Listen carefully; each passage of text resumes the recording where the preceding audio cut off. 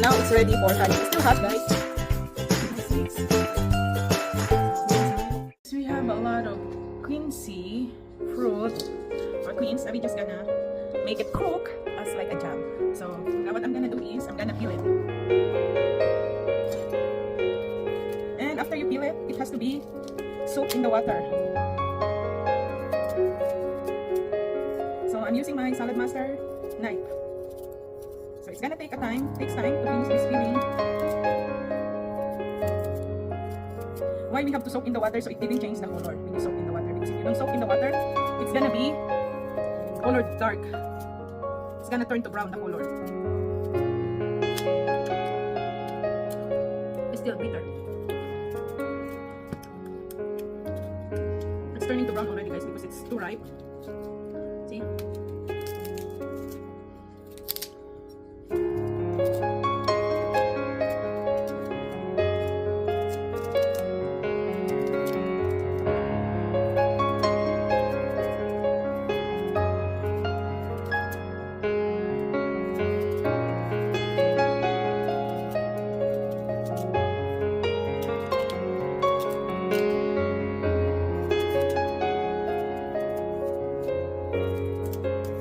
I'm gonna make a quince jam or quince pie. We'll see, guys, which one is better. Now I found the scraper, so it's gonna be easy for me.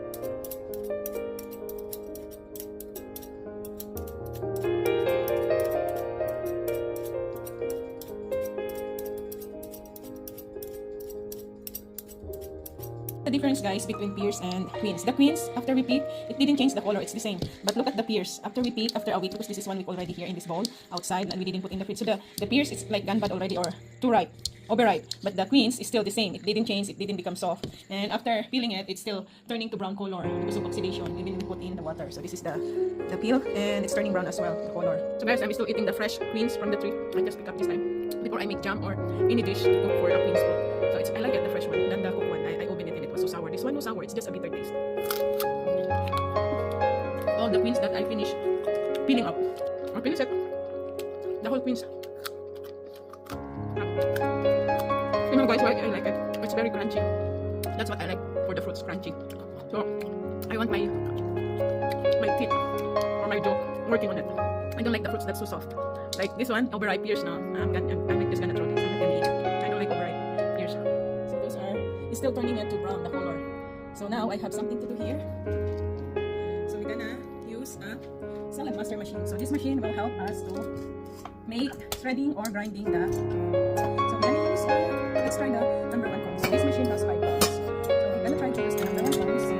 But before that, I think so we're gonna add water on there. And salt to the water because I was thinking like something in the ingredients. So we're just gonna add some salt there. Then we're gonna grind this beans flour. It's like sample ba, guys? Because I'm gonna make a jam and a dessert. extract from it. So this is our salad master machine or salad master food processor. This is the big helper for us in our kitchen. Of course, from Salad Master Company. And this is good for making achara. You know achara, it's a papaya pickle of Filipino.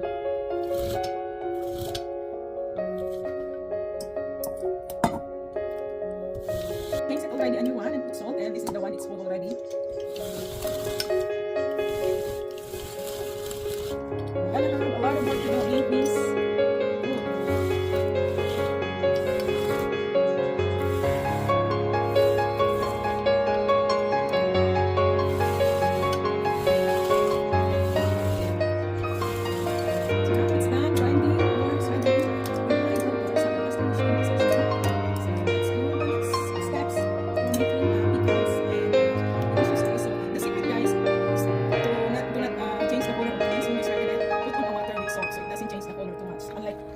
Without salt, it's still changing the color. It's like the salt or something like that, or the Quince fruits. So I have 2 big bowl of Quince fruits ready. So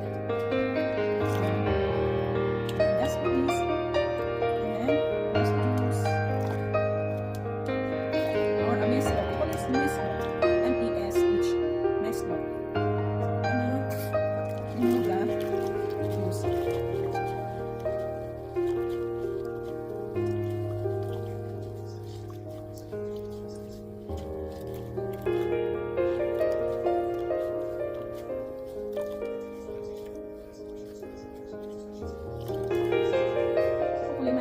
This cloth doesn't break because I'm very strong.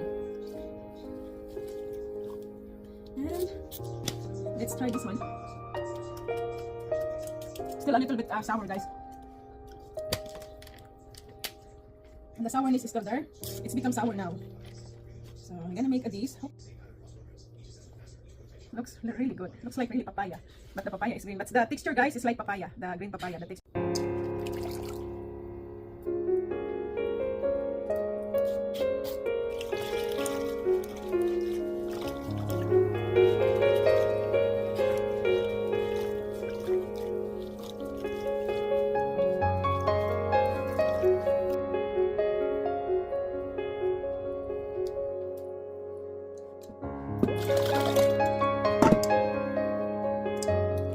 So it's easy for me.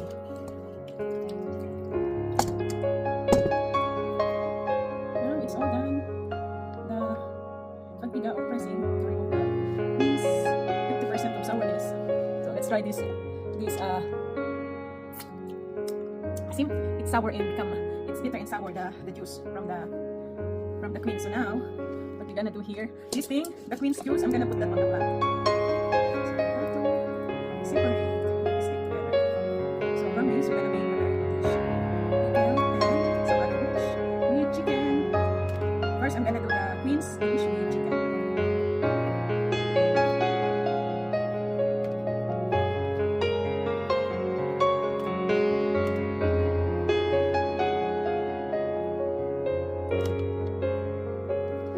Guys, this is a lot already.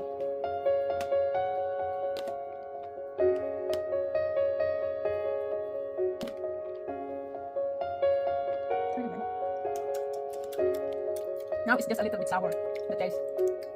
Not too sour and not too bitter. Now let's start the second dish of my Quince fruit. So we're gonna use a Salad Master MP5 cookware multi-purpose 5 parts. So first, we're gonna put this in the pot.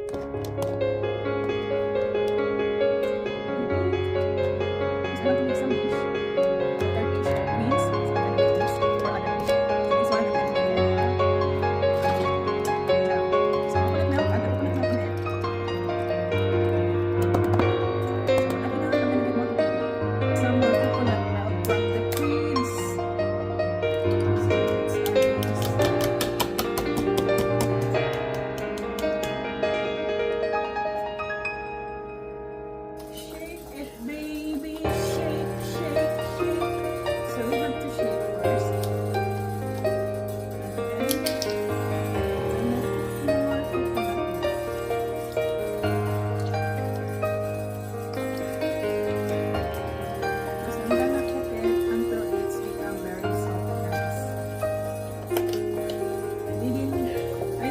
more than one of these, you're gonna need coconut milk. So let's close the lid. So 450 degrees Fahrenheit, and then attach the probe to your MP5 salad master cooker and wait until it's cooked.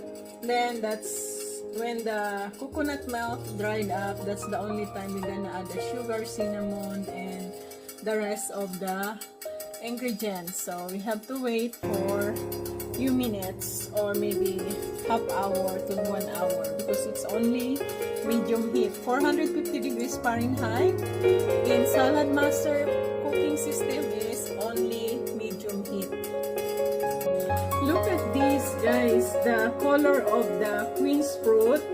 When you soak in water with salt, after you squeeze it, remove the juice, it doesn't change the color anymore. I think the salt preserving it the natural color. So see, now I discovered something, because even you just soak in the water, it changes the color of Quince fruit. Now after I squeeze it from the salt and water, soaking for 15 minutes or 10 minutes, it's still the same, the color of Quince. So this is for my pie, Quince pie tomorrow. Hi guys, it's been overnight cooking the Quince jam. So because I have to sleep last night and it's not dried up last night when I was doing the cooking of Quince fruit jam, so now it's done already. So it's another night because I put only on 155 degrees Fahrenheit, so it's very, very low. It's like warming. So let's put it closer, guys, so you can see. There you go. So guys, the color changed a lot. It's become dark brown. So I think I'm gonna focus it. So that's the color, guys. So see. So now it's ready for canning. It's still hot, guys, but it's not too hot because I'm gonna sterilize it after I put in a canning jar. And it's time for us to try. So let's try it. The jam of Quince fruit. So let's get that.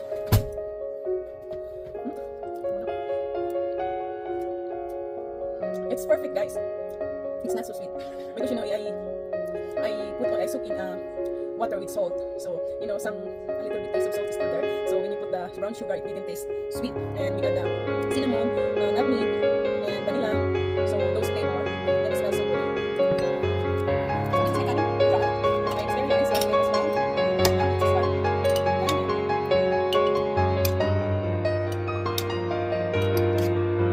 You can use this as una for your rice. Mix with rice. Because I put it in a lot of coconut milk. I put 1.5 bags of coconut milk. Plus I add another 2 bags of coconut milk. So how the left here. So I got 6 jars. I think I put some more on this one. There you go. So the left over here, I'm gonna consume this. I'm gonna eat it as a dessert, guys. It's very healthy because it's cooked in a heat. Now this one is for this one. So guys, 150 degrees. Because we went outside, so I cooked it only 150 degrees. Overnight I cooked it 150 degrees. Now these are the jars. Just to make sure no mess on the when you put the lid. It's still hot, but I'm gonna sterilize this again so it can stay for years. Nothing gonna get bad. Let's put the lid. See guys? So ito, ayun o, dapat siya. And it's gonna be black when I put on the oven. So I put this on the oven to sterilize for 350 degrees Fahrenheit, guys. So it's gonna lock properly the lid.